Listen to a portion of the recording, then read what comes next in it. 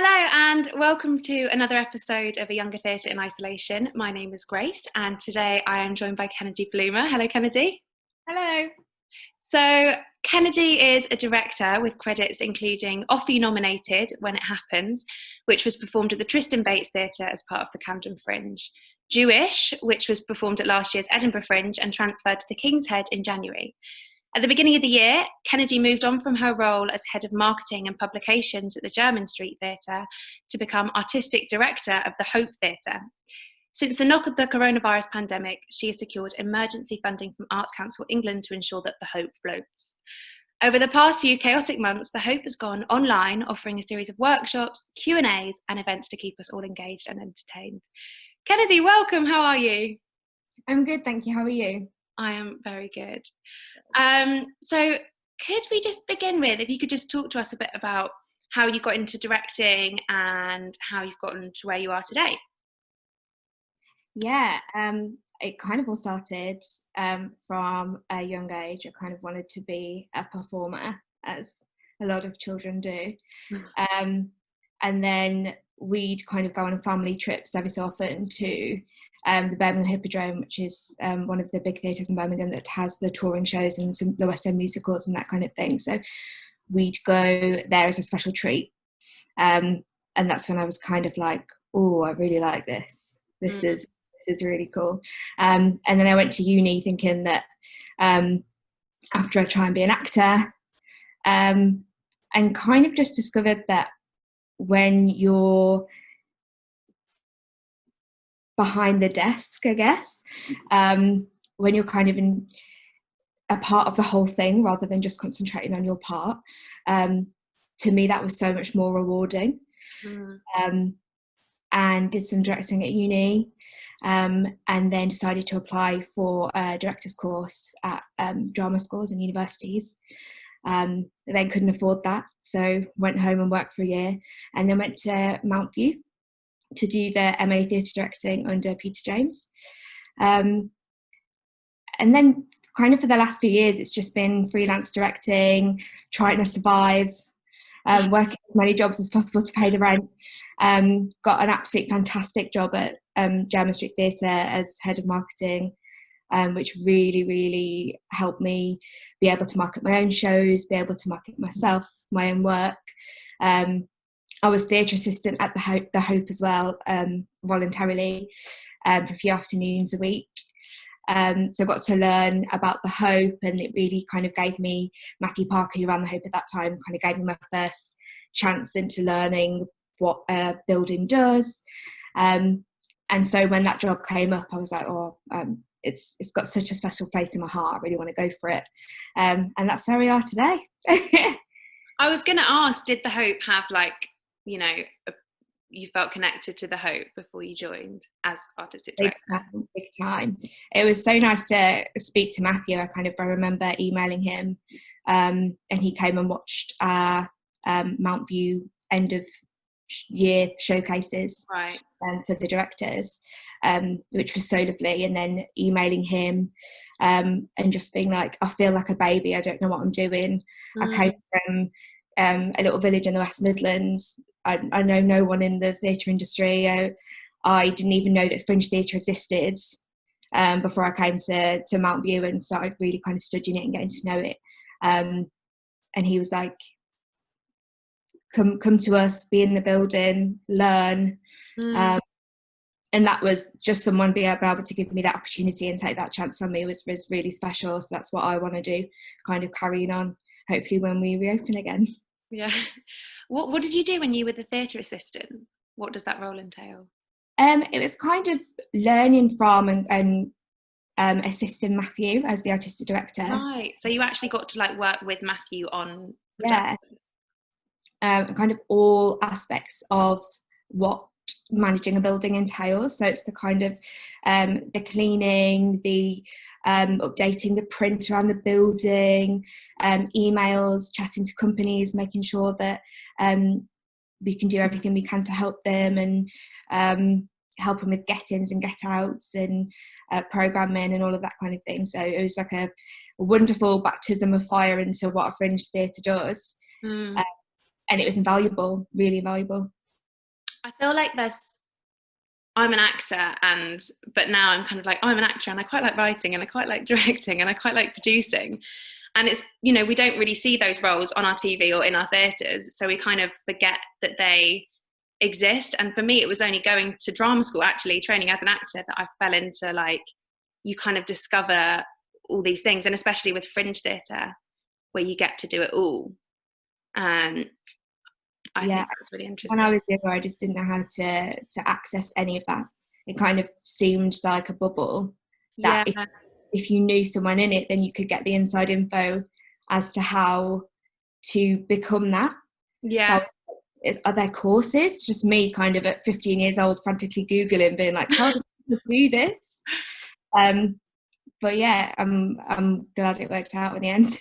Yeah, I guess it's until you get to MA, that's kind of the first level of education where you can do completely like a director's course or whatever. Yeah, I think so. I don't know if there's any kind of director specific kind of A-level courses or courses like one from 16. I haven't really seen that. I know there used to be that you could go to drama school sometimes at 16 years old. You could study kind of like musical theatre and acting and performance, but I don't know if that even applies for going into directing and that kind of thing. Yeah. So bringing it to kind of current times, how has the Hope as a theatre and specifically your role as artistic director been affected by the pandemic? Oh, it's mad. It's absolutely mad. I was 2 months and 17 days in to the job. And we closed the theatre. We were literally about to launch a show in the next 2 days. So all of their set is still in the room. Oh my God. The walls are painted, the lights are up, the desk is programmed. It's really heavily now kind of completely admin based. A lot of Zooms and a lot of kind of emails to everyone, making sure that everyone's kind of all right, plodding along. It kind of changed from feeling like it was going to happen for a couple of months to now even longer, to now potentially, spring 2021. No one really knows. But yeah, it's trying to get us online and trying to get us still being creative and still being able to offer opportunities while trying to survive at the same time. A lot of the initial panic when we first closed was like, right, we need to do as many kind of fundraising applications and grants as possible. Yeah. To try and stay open. Yeah, which I feel are difficult to get, in normal times, to get the correct amount of funding. Yeah, exactly. How did it sort of affect you guys? I guess if you've literally got the show up and ready to go, it must have been so disappointing when you've put so much time and work into something. Yeah, we sat down with the production team and we just kind of look, this is what's gonna happen, this is what we feel we should do, because it's unsafe, and not only are we kind of putting audiences at risk, we're also putting you guys at risk if we carry on. This is before kind of everything completely shut down, and it was kind of the government specified that we needed to remain closed. And that was a heartbreaking decision, but actually it was the best thing for the show. And it's all the shows that were going to go on have been postponed, and they're, fingers crossed, all going to go on when we reopen. And hopefully it's just a pause. But yeah, a really hard decision, but that's the thing, 40,000 plus people have died, I think, now, and that's horrific, and we need to get that completely stopped, in my mind, before we can start asking people to come back. Yeah, I feel when you're talking about making that decision, which is such a difficult decision to make, it reminded me of that time when we were in this weird limbo where it was like, I remember people saying, if you're healthy, please come to the theatre because we need, we need some people to come and see it. But then it was also like, oh God, well, we also don't want to be putting our audiences at risk. It's a really difficult place to be in. You're talking about going online. So the Hope has done loads online. How has all the workshops been going? Really well. It's kind of dipped and flowed. I think it's quite saturated online at the minute with so many people offering free courses and workshops and talks and Q&As, which I think is really lovely. It's definitely kind of made a more kind of open feeling with theatres, and it's kind of come and get to know us. We've got the time, we've got the staff who want to talk to you.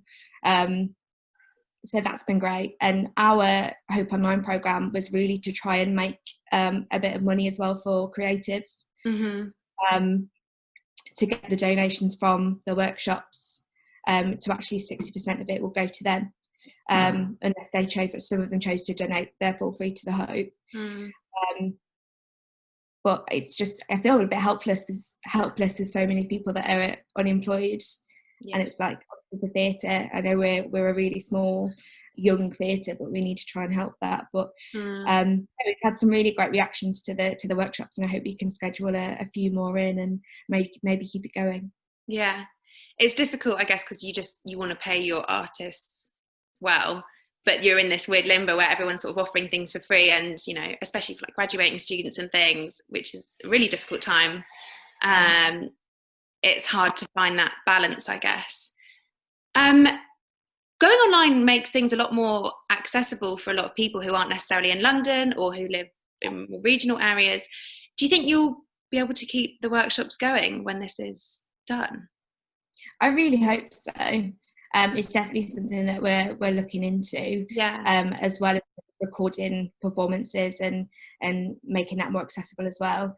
The pub that we're in, the Hope and Anchor, it's a Grade 2 listed building, which means that it has quite a lot of stairs and no wheelchair access. So we're kind of really looking forward to try and make productions accessible, with being able to send out recordings of productions, and things like that for the future. So this has kind of really helped us and spurred us on into allowing ourselves to expand digitally, which is really cool. Yeah, I guess the success of all those like big NT Live things is encouraging with that. What do you think the next year is going to look like for the theatre industry? Well, that's a hard one. I think it's going to be hard. It's going to be a case of kind of theatres getting together and looking inwards and doing a lot of work on how they're going to reopen safely, and what improvements they can make in this kind of downtime that they have now, to when they reopen again. I mean, I hope it's kind of a really nice regeneration of community and new writing and stuff like that. But then I know there's another argument being put about that actually theatres need to make money, and they need to make money fast. Are we going to rely on kind of the old favourites and the old classics to get the bigger theatres by? Because people are going into administration and shutting down every other day.